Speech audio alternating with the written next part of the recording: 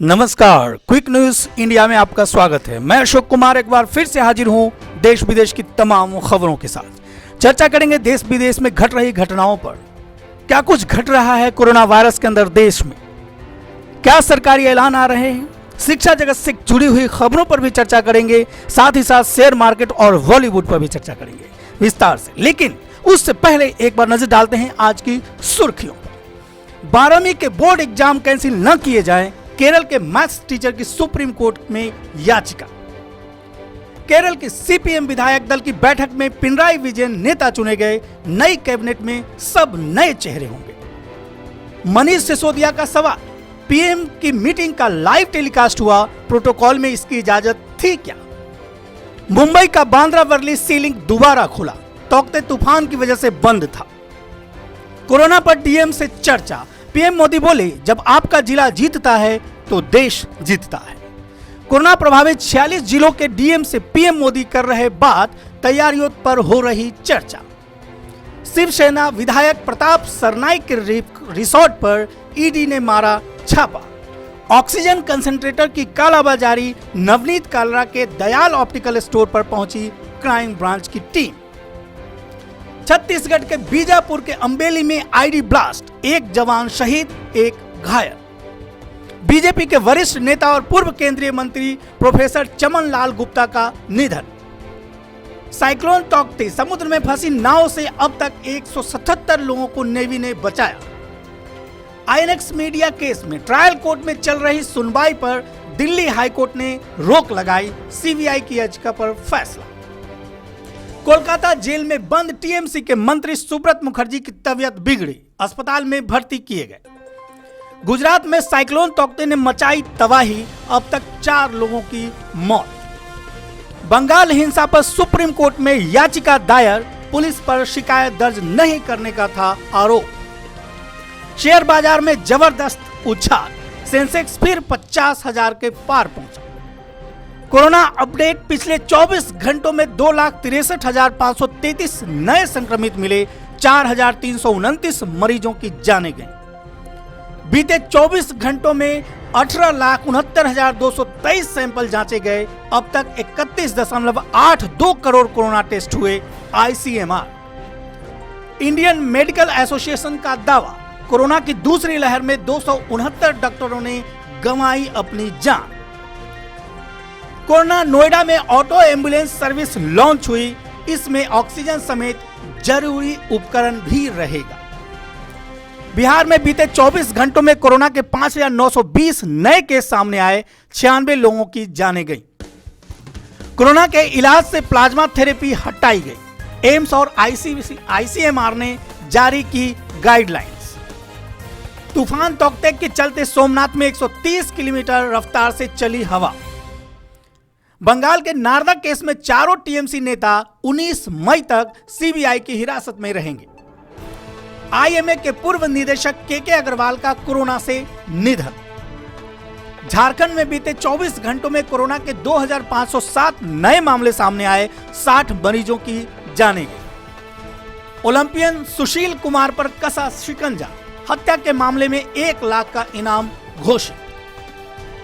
आइए चर्चा करते हैं खबरों पर विस्तार से। क्या कुछ घट रहा है कोरोना के अंदर, या देश में कोरोना के हालात कैसे हैं, इन तमाम बातों पर चर्चा करेंगे। साथ ही साथ चर्चा करेंगे कोरोना को लेकर सरकार ने क्या क्या कदम उठाए हैं और उन कदमों से कितना कुछ फायदा होने वाला है, ये तो आने वाला वक्त ही बताएगा। भारत में कोरोना वायरस की दूसरी लहर में मौत के मामले लगातार बढ़ रहे हैं और पिछले 24 घंटों में कोरोना संक्रमण से होने वाली मौत ने सारे रिकॉर्ड तोड़ दिए हैं। हालांकि नए मामलों में भारी कमी आई है और पिछले 24 घंटों में देश भर में 2.63 लाख नए मामले दर्ज किए गए हैं, जबकि इससे पहले सोमवार को 2.81 लाख नए केस सामने आए थे। भारत में कोविड-19 के नए मामलों में भले ही कमी आ गई हो, लेकिन मौत के आंकड़े डराने वाले हैं और पिछले 24 घंटों में 4,329 लोगों की मौतें हो चुकी हैं, जो महामारी की शुरुआत से लेकर सर्वाधिक संख्या है। इससे पहले 12 मई को सबसे ज्यादा मौत हुई थी, जिसमें 4,205 मरीजों ने अपनी जान गंवाई थी। सरकारी ऐलान में सरकार ने क्या कुछ ऐलान किया है? क्या वो लोगों को राहत पहुंचाने वाला है या सिर्फ ये ऐलान सिर्फ कागजों पर रह जाएगा? इन तमाम बातों पर चर्चा करने के लिए आइए कुछ सरकारी ऐलानों की बात कर लेते हैं। कोरोना संक्रमण के बढ़ते प्रकोप पर नियंत्रण के लिए उत्तर प्रदेश में एक बार फिर कर्फ्यू बढ़ा दिया गया है। राज्य में 24 मई की सुबह 7 बजे तक कर्फ्यू जारी रहेगा। कर्फ्यू के तहत पाबंदियां ज्यों की त्यों लागू रहेंगी। इस लॉकडाउन का सबसे ज्यादा नुकसान दिहाड़ी मजदूरों, रेहड़ी और आर्थिक रूप से कमजोर वर्ग को हो रहा है। लॉकडाउन से परेशान लोगों को ध्यान में रखते हुए राज्य की योगी सरकार ने एक बड़ा फैसला लिया है, जिसके तहत रेहड़ी पटरी वालों को प्रदेश सरकार 1,000 रुपए की आर्थिक सहायता मुहैया कराएगी।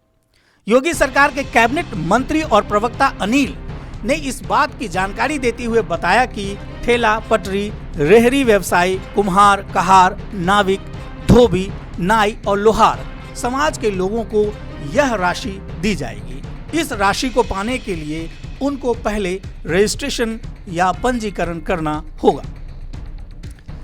कोरोना की महामारी के चलते शिक्षा जगत में भी रोज कुछ न कुछ नए बदलाव आते रहते हैं। वो बदलाव इसलिए किया जाता है ताकि बच्चों को उनके भविष्य से खिलवाड़ न कर सके ये कोरोना वायरस। उनको थोड़ी सी सहूलियत या राहत देने के लिए शिक्षा जगत में भी कुछ नए नए बदलाव किए जाते हैं। शिक्षा से जुड़ी हुई खबर पर चर्चा करते हैं। सीबीएसई कक्षा के 12वीं के छात्रों का कहना है कि बोर्ड परीक्षाओं को लेकर किया गया कोई भी फैसला भारत में एडमिशन के साथ साथ विदेशों में ही उनके कॉलेज प्रवेश प्रक्रिया को सीधे प्रभावित करने वाला है। सीबीएसई बोर्ड ने कहा, शिक्षा मंत्री रमेश पोखरियाल निशंक ने सभी राज्यों के शिक्षा सचिवों के साथ अहम बैठक की। केंद्रीय मंत्री ने वर्तमान स्थिति, ऑनलाइन शिक्षा, सभी राज्यों की तैयारियों के साथ साथ राष्ट्रीय शिक्षा नीति NEP 2020 के कार्यान्वयन पर विस्तार से चर्चा की। इस वक्त देश भर में लाखों सीबीएसई कक्षा 12वीं के छात्र बोर्ड परीक्षाओं पर अंतिम फैसले का बेसब्री से इंतजार कर रहे हैं। सीबीएसई स्टूडेंट्स 12वीं बोर्ड की परीक्षा 2021 के बारे में किसी घोषणा का इंतजार कर रहे थे, लेकिन इस बारे में अभी तक कोई निर्णय नहीं लिया गया है। मीडिया रिपोर्ट के मुताबिक मंत्रालय परीक्षाओं को रद्द करने पर सहमत नहीं हुआ है, लेकिन उसने इसे खारिज भी नहीं किया है। इससे पहले शिक्षा मंत्रालय ने बताया था कि सीबीएसई परीक्षाओं पर फैसला 24-25 मई तक होने की उम्मीद है। सीबीएसई ने शुक्रवार को घोषणा की थी कि अभी तक कोई भी निर्णय नहीं हुआ है। कोरोना महामारी की वजह से न सिर्फ शिक्षा जगत बल्कि देखें तो सामाजिक जीवन, आर्थिक जीवन, व्यापारिक जीवन, यहां तक कि पर्यावरण भी पूरी तरह से छत बिछत हो गया है। तो आइए जान लेते हैं, कोरोना महामारी के बीच एक दूसरा संकट भी देश में आया जिसका नाम था ताउते तूफान। यह चक्रवाती तूफान ने कई राज्यों में बड़ी तबाही मचाई है। तो आइए इस पर एक चर्चा कर लेते हैं, कहां क्या कुछ हुआ इस ताउते तूफान की वजह से, उस पर एक चर्चा करने की हमें जरूरत है। गुजरात, महाराष्ट्र समेत 5 राज्यों में 23 लोगों की मौत हो चुकी है इस चक्रवाती तूफान से। एनडीआरएफ ने कहा संकट गुजर गया है। कर्नाटक, केरल, महाराष्ट्र और गोवा को डराने के बाद अरब सागर में उठा चक्रवाती तूफान ताउते ने बीती रात गुजरात में कहर बरपाया। इसके असर से राज्य के कई जिलों में सोमवार रात और मंगलवार को भी भारी बारिश हुई और तेज हवाएं चली। कई जगहों पर पेड़ उखड़ गए और मकान गिर गए। National disaster response force NDRF के DG SN प्रधान का कहना है कि तूफान का सबसे खराब दौर गुजर गया है। आज शाम तक यह डिप्रेशन में चला। गुजरात के मुख्यमंत्री विजय रूपानी ने बताया कि तूफान की वजह से राज्य में 3 लोगों की मौत हुई। तेज हवाओं की वजह से 40,000 पेड़ गिर गए हैं और 16,500 कच्चे मकानों को नुकसान हुआ है। ताउते से 3 दिन में 5 राज्यों में 23 लोगों की मौत हो चुकी है। इनमें सबसे ज्यादा 11 मौतें महाराष्ट्र में हुई हैं। इनमें रायगढ़ जिले में 4, रत्नागिरी और ठाणे में 2-2, सिंधुदुर्ग और धुले जिले में 1 शामिल हैं। इसके अलावा एक व्यक्ति की मौत मुंबई के मीरा रोड इलाके में हुई है। तूफान से महाराष्ट्र में 6,349 से ज्यादा गांव प्रभावित भी हुए। इससे पहले सोमवार और रविवार को तूफान की वजह से कर्नाटक के अलग अलग जिलों में 5 लोगों की मौत हुई थी। वहीं गोवा और तमिलनाडु में 2-2 लोगों की जानें गई थी। नजर डाल लेते हैं खेल जगत की। खेल जगत में भी कुछ अजीबोगरीब घटनाएं होती रहती हैं, तो आइए नजर डाल लेते हैं कि खेल जगत में सुशील कुमार जो एक ओलंपियन हैं, मुक्केबाज हैं, उनसे जुड़ी हुई क्या खबर आ रही है। आखिर उन्होंने ऐसा क्या किया है कि उनके पीछे पुलिस हाथ धोकर पड़ी है। सुशील कुमार पर दिल्ली पुलिस ने 1 लाख का इनाम रखा है, जबकि उनके पीए अजय की सूचना देने वाले को 50,000 रुपए का इनाम देने की घोषणा की गई है। दिल्ली के छत्रसाल स्टेडियम में सनसनीखेज हत्याकांड के बाद से ही सुशील कुमार फरार चल रहा है। दिल्ली के छत्रसाल स्टेडियम में 23 वर्षीय पहलवान सागर राणा की हत्या के मामले में फरार चल रहे ओलंपिक विजेता सुशील कुमार और उनके साथियों के खिलाफ पुलिस ने इनाम का ऐलान कर दिया है। सुशील कुमार पर दिल्ली पुलिस ने 1 लाख का इनाम रखा है, जबकि उनके पीए अजय की सूचना देने वाले को 50,000 रुपए का इनाम देने की घोषणा की गई।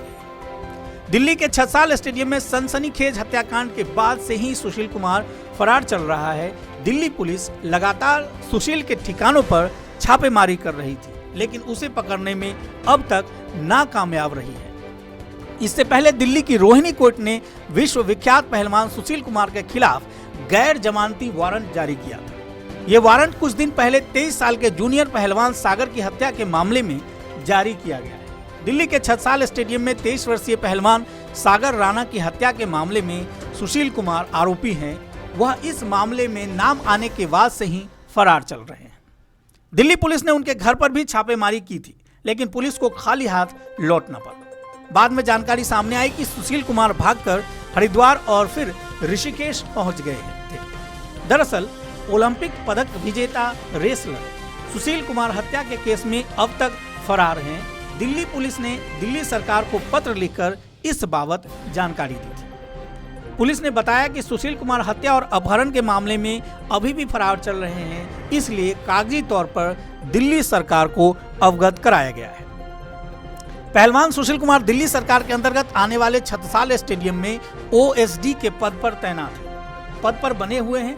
सुशील कुमार हत्या और अपहरण के मामले में फरार होने और एलओसी खुलने के बाद भी दिल्ली सरकार ने सुशील कुमार को उनके पद से अब तक नहीं हटाया है। पुलिस के मुताबिक दिल्ली ने लॉकडाउन के बावजूद पहलवान सुशील कुमार, लॉरेंस बिश्नोई और काला जखेड़ी गैंग के बदमाशों को लेकर स्टेडियम में दाखिल हुए थे, जहां रेसलर के 2 गुटों में मारपीट हुई, जिसमें एक रेसलर की मौत हो गई थी। इसी केस में दिल्ली पुलिस सरगर्मी से सुशील कुमार की तलाश में जुटी हुई है। आइए नजर डाल लेते हैं क्या कुछ नया है शेयर बाजार के अंदर। क्या घट रहा है शेयर बाजार में? क्या शेयर उछाल पे है या शेयर हमारा नीचे जा रहा है? शेयर बाजार में इस हफ्ते जबरदस्त उछाल देखने को मिला। सेंसेक्स फिर से 50,000 के पार चला गया। देश में कोरोना की दूसरी लहर कमजोर पड़ चुकी है और इसका सकारात्मक असर शेयर बाजार पर देखने को मिला है। मंगलवार को खुलते ही सेंसेक्स में जबरदस्त तेजी रही। करीब 500 अंकों की तेजी के साथ खुला सेंसेक्स 50,000 के स्तर को पार कर गया। वहीं निफ्टी भी 15,000 से ऊपर पहुंच गया। 10 बजे सेंसेक्स में 50,082.08 अंक के स्तर पर 7 ट्रेडिंग हुई। वहीं एनएसई 15,084.45 के स्तर पर रहा। यहां 161.30 अंक या 1.08% की तेजी रही। सबसे ज्यादा तेजी बैंकिंग से जुड़े स्टॉक्स में देखी गई। मंगलवार को सुबह 9:15 पर सेंसेक्स 49,986 अंक पर खुला। इसमें सोमवार के बंद से करीब 500 अंक की तेजी देखी गई। 9:30 के करीब इसमें और तेजी देखी गई और यह 50,183.20 अंक पर पहुंच गया। लगभग सभी बैंकों के शेयर 1.3% से 2.7% के बीच चढ़े हुए थे। भारतीय एयरटेल के शेयर में भी गिरावट देखने को मिली। अब आइए नजर डाल लेते हैं एक बार बॉलीवुड की खबरों पर। हमारी कोशिश है कि आप तक सही और सटीक खबरें पहुंचाई जाए, साथ ही साथ कुछ ऐसी भी जानकारी दी जाए जो आपके दैनिक जीवन में आपकी काफी मदद करे, या फिर जो विद्यार्थी प्रतियोगिता परीक्षा की तैयारी कर रहे हैं उनके लिए भी कुछ खबरें हम ऐसी लेकर आते हैं जो उनकी परीक्षाओं में उनकी काफ़ी मदद कर सकती है। हमारे चैनल से जुड़े रहिए ताकि आपको नित नई जानकारियां मिलती रहे, नई खबरें मिलती रहें और सटीक खबरें मिलती रहें। आइए अब एक नज़र डाल लेते हैं बॉलीवुड में क्या कुछ चल रहा है, क्या हलचल है बॉलीवुड के अंदर, किसने क्या कहा और उनके कहने का असर क्या पड़ा, इसको एक बार देखते हैं। कंगना रनौत ने कोविड पर किया वीडियो शेयर। लोग बोले कोरोना वायरस तो ठीक है ना। कंगना रनौत ने कोरोना वायरस से अपनी लड़ाई के बारे में एक वीडियो शेयर किया है। हालांकि इस वीडियो को शेयर करने के बाद कुछ लोग सोशल मीडिया पर कंगना को ट्रोल करने लगे। बॉलीवुड एक्ट्रेस कंगना रनौत अपनी फिल्मों से ज्यादा सोशल मीडिया पर बेबाक बयानों के कारण चर्चा में रहती है। पिछले दिनों कंगना रनौत कोरोना पॉजिटिव पाई गई थी। अब केवल 9 दिन बाद ही उन्होंने सोशल मीडिया पर बताया है कि उनकी कोविड-19 की रिपोर्ट निगेटिव आई। इसके बाद कंगना ने एक वीडियो शेयर किया है जिसमें वह बता रही हैं कि उन्होंने कोरोना वायरस को कैसे हराया। हालांकि इस वीडियो पर भी लोग कंगना रनौत को सोशल मीडिया पर ट्रोल कर रहे हैं। रेगुलर न्यूज अपडेट के लिए इसी तरह हमारे चैनल को सब्सक्राइब करें, शेयर करें और कमेंट करें। अगर हमारे चैनल से जुड़े हुए कोई सुझाव हैं आपके पास तो उसे कमेंट बॉक्स में लिखकर हमें सेंड करें। धन्यवाद।